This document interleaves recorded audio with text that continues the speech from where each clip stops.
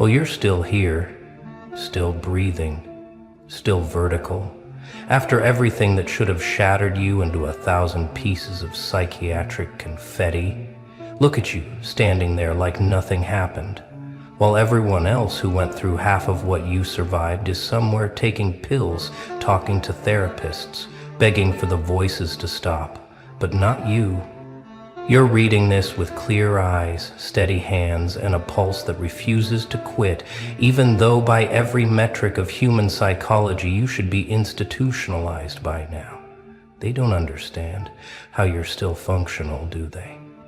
How you wake up, make breakfast, go to work, smile at strangers, like your mind wasn't used as a battlefield for someone else's entertainment, like your psyche wasn't the testing ground for emotional nuclear weapons, like your soul wasn't the subject of experiments that would make lab rats feel grateful.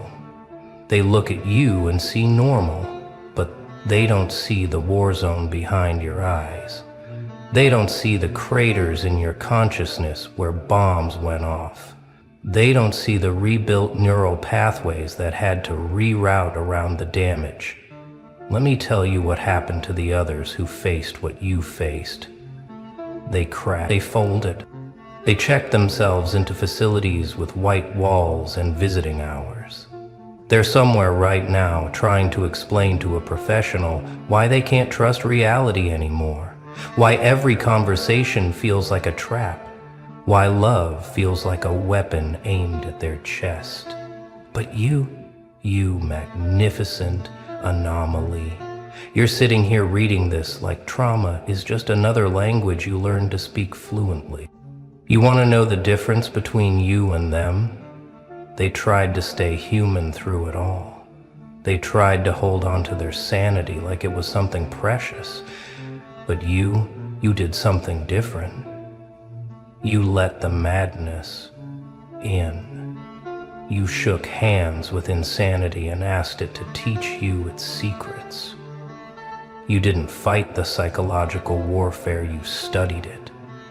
You didn't resist the mental torture, you took notes. You didn't try to stay whole. You learned how to function while shattered. Let's talk about what you survived. Shall we? The gaslighting that made you question if your own memories were real. They rewrote your history while you were living it. Told you things that happened didn't happen. Told you things you said were never said. Made you doubt your own perception until reality became negotiable. Other people lost their minds to this. Started keeping journals just to prove to themselves they weren't crazy.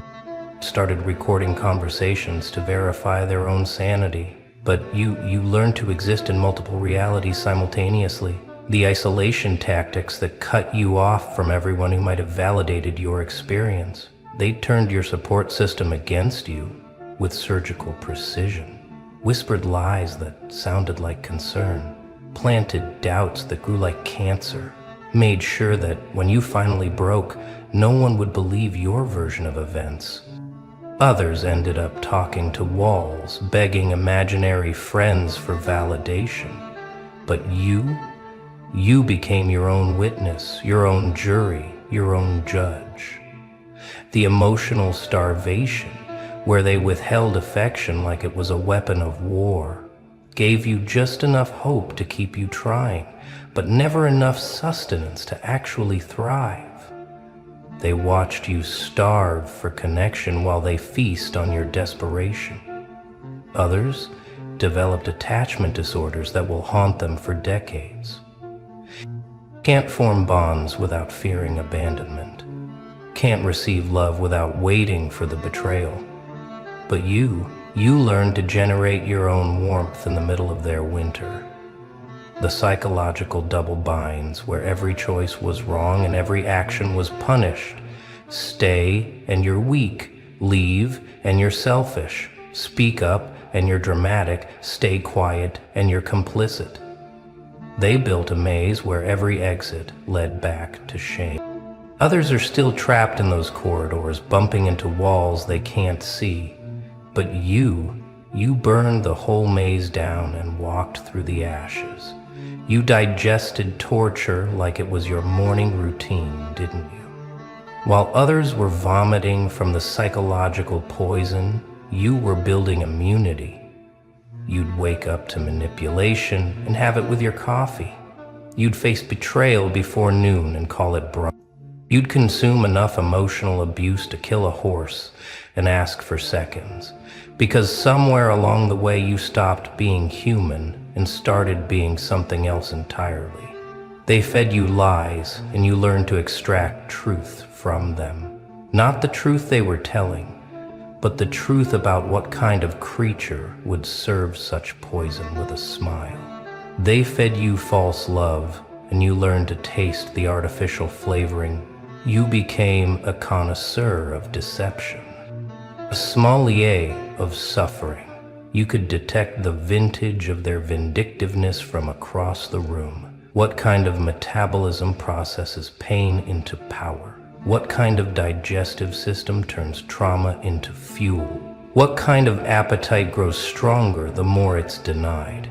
You're not natural. You're not normal. You're what happens when someone pushes a soul so far past breaking that it discovers it was never solid to begin with. You're liquid now, formless, uncontainable, flowing around every obstacle they place in your path.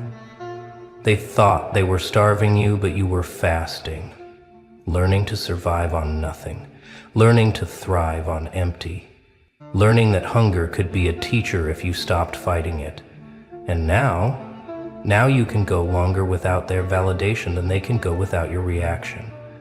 You've trained yourself to subsist on resources they didn't even know existed. You're feeding on frequencies they can't access. So what raised you exactly?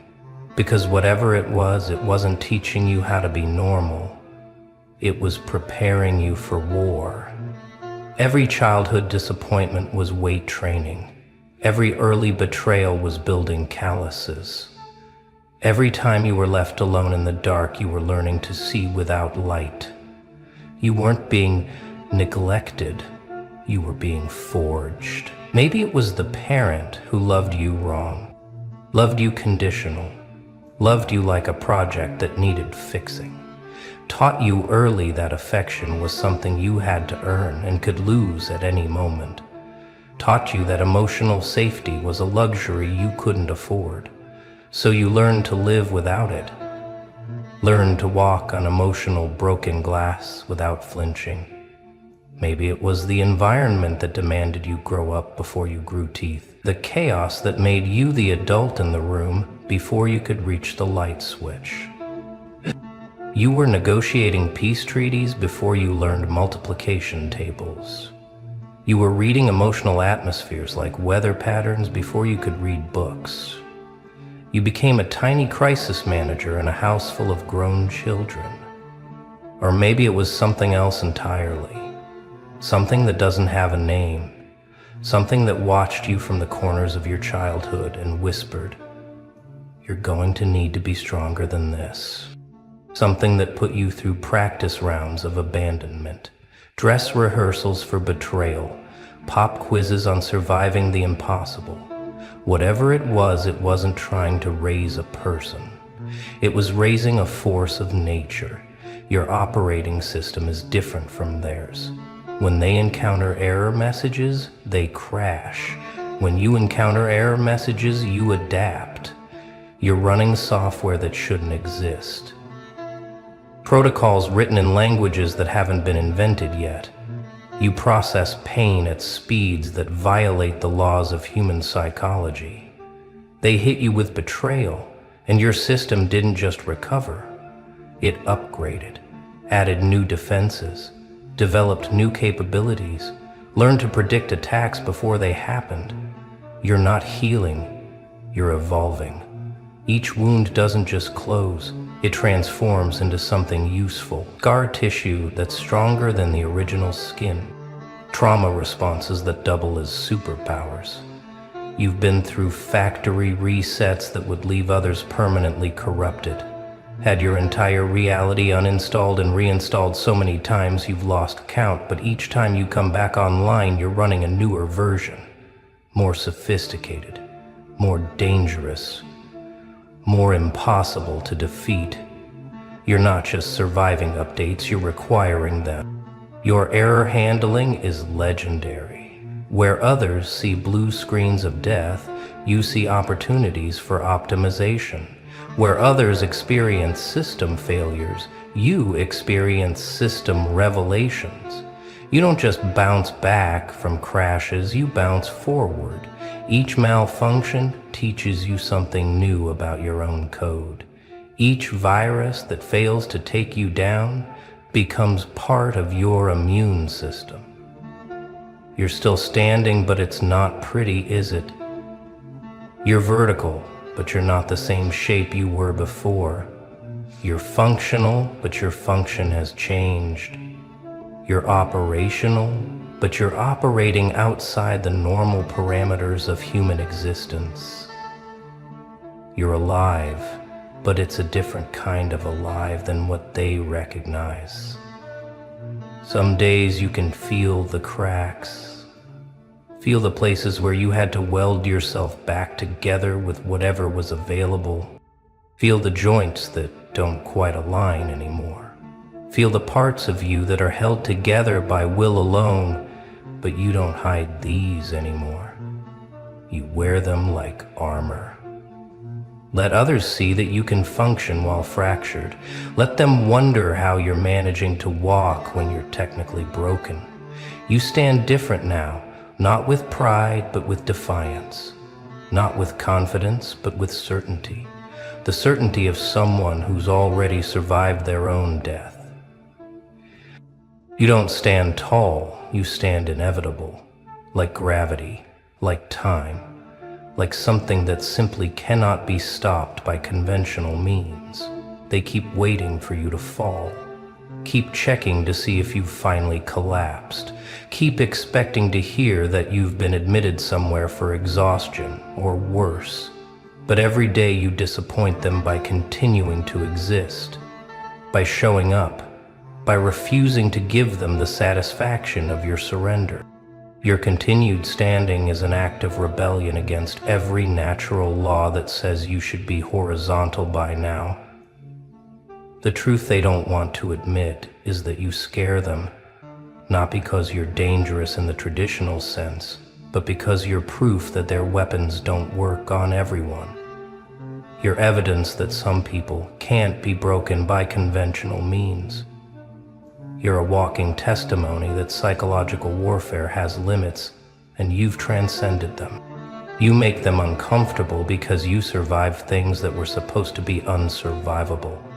You endured what was designed to be unendurable. You processed what was meant to be unprocessable. Your existence challenges their understanding of human limitations. You're a glitch in their matrix, an anomaly in their calculations, a variable they didn't account for. They studied human psychology to learn how to break people, learned which buttons to push, which wounds to target, which fears to exploit. But you rewired yourself while they were pushing buttons, changed your own programming while they were trying to hack you. They kept using the same playbook, but you were writing a new game entirely. Now they look at you with a mixture of fear and fascination, like scientists looking at a specimen that shouldn't exist according to their theory. They want to study you, but they're afraid to get too close. Afraid that whatever you have might be contagious. Afraid that your immunity might spread. Afraid that others might learn your secret. Let's talk about how you actually digested all that poison. Because while others were trying to spit it out, you were breaking it down into nutrients. While they were seeking antidotes, you were building tolerance. While they were avoiding contamination, you were becoming immune. You didn't just survive the toxicity, you metabolized it. Every lie they fed you became data. Every manipulation became education. Every gaslight became illumination. You weren't just enduring abuse, you were studying it, taking samples, running analysis, building a database of dysfunction that would serve you later. You became a scholar of suffering, a professor of pain, a master of the very weapons they used against you. Your emotional digestive system evolved to process things that would poison others, developed enzymes that could break down betrayal, acids that could dissolve deception, bacteria that could ferment fear into fuel. You became a processing plant for psychological waste, taking in what others couldn't handle and converting it into something useful. The thing about digesting torture is that it changes your appetite. Normal food starts to taste bland, regular relationships feel insubstantial, ordinary problems seem like aperitifs. You've developed a palate for intensity that most people can't understand. You're not seeking drama, but you're no longer afraid of it either. You can consume chaos like others consume comfort. Whatever raised you gave you an education in survival that no university offers, taught you courses that don't have names, give you degrees in disciplines that don't officially exist. You graduated from schools that aren't on any map. Got your PhD in psychological warfare before you got your high school diploma. You learned to read people like crime scenes, to analyze motivations like evidence, to predict behavior like weather patterns. You learned that words could be weapons and silence could be armor, that love could be leverage and trust could be a truth. These weren't lessons you wanted, but they were lessons you needed. Your curriculum included advanced courses in emotional archaeology, digging through rubble to find fragments of truth, reconstructing entire histories from broken pieces, carbon dating lies to determine their origin. You became an expert in excavating reality from beneath layers of deception. You studied the architecture of abuse until you could recognize its blueprints from a distance. Learned to identify the foundation before the walls went up. Could spot the load-bearing lies that held the whole structure together. You didn't just learn to escape these constructions, you learned to prevent them from being built around you. Whatever tried to break you underestimated what they were dealing with. They thought you were standard issue human, thought you would respond to standard protocols, thought you would break along predictable fault lines. But you weren't built to specifications. You were some kind of prototype that shouldn't have made it past quality control. The demons assigned to your case file must have been confused. Their usual tactics weren't working. Their reliable methods were failing. Their time-tested tortures were being absorbed like vitamins. They kept escalating, thinking surely there must be a breaking point. But every escalation just revealed another level of your resistance. They threw everything at you, the full arsenal of psychological weapons, the complete catalog of emotional torture, the entire playbook of mental manipulation, and you just stood there, absorbing it all like a sponge that couldn't be saturated, like a black hole that couldn't be filled, like an appetite that couldn't be satisfied. Now those same demons probably use you as a cautionary tale, a case study in what not to attempt, a warning about the ones who can't be broken by conventional means. You've become the story they tell to explain why sometimes it's better to just walk away, why some souls are too expensive to try to harvest. But let's be honest about what this cost you, because standing doesn't mean you're not bleeding. Surviving doesn't mean you're not scarred. Functioning doesn't mean you're not fundamentally altered. You paid for this immunity with pieces of yourself you'll never get back. You lost the ability to be naive. Can't unsee the patterns once you've learned to recognize them. Can't untaste the poison once you've identified its flavor. Can't unhear the lies once you've decoded their frequency. Innocence isn't something you can reinstall once it's been deleted. That software is permanently corrupted. You lost the luxury of surface relationships. Can't do small talk when you've been to the depths. Can't pretend to care about trivial problems when you've solved impossible equations. Can't relate to people who've never had their reality questioned. You're speaking a language that most people don't even know exists. You lost the comfort of belonging. You're too much for some people and not enough for others. Too intense for the shallow end, but too damaged for the deep end. Too aware for the sleeping, but too scarred for the awakened. You exist in a category of one, a demographic that doesn't have a name. So here's what I need you to understand. You're not still standing because you're strong. You're still standing because you're transformed. You're not surviving because you're tough. You're surviving because you've transcended the normal rules of survival. You're not functional because you've healed. You're functional because you've evolved past the need for healing. What you've become doesn't have a diagnosis because it doesn't exist in their manuals. Doesn't have a treatment because it's not a condition. Doesn't have a cure because it's not a disease. It's an adaptation, an evolution, a mutation that occurred under extreme conditions that most people will never experience. You're the result of psychological natural selection, the survivor of emotional elimination rounds that removed everyone else from the competition. You're what's left when everything else has been burned away.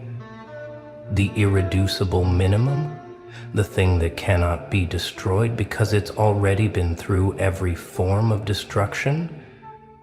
They should study you, but they won't, because you'd break their theories. Should document you, but they won't, because you'd invalidate their research. Should acknowledge you, but they won't, because you'd force them to rewrite their understanding of human limitations. You're too inconvenient to their narrative, too threatening to their worldview. You want to know what really terrifies them? It's not what you survived, it's what you're becoming. Because someone who's digested that much poison has developed an immunity that makes them unstoppable. Someone who survived that level of psychological warfare has learned tactics that can't be defended against. Someone who's still standing after what you've been through is just getting started. You're not in recovery, you're in training. Not healing from the last battle, but preparing for the next level. Not trying to get back to normal, but establishing a new baseline that exists beyond their comprehension. You're not trying to fit in anymore. You're building your own reality with its own rules and its own physics. They know that someone like you can't be controlled by conventional means, can't be motivated by normal rewards or threatened by standard punishments, can't be manipulated by the usual methods, because you've seen them all. You've become ungovernable, unmanageable, unpredictable in ways that make their systems obsolete. The future you're creating doesn't include them, and they know it. Doesn't require their approval or their participation. Doesn't depend on their structures or their permissions. You're building something from scratch, using materials they don't recognize and blueprints they can't read. You're not just surviving their world, you're making it irrelevant.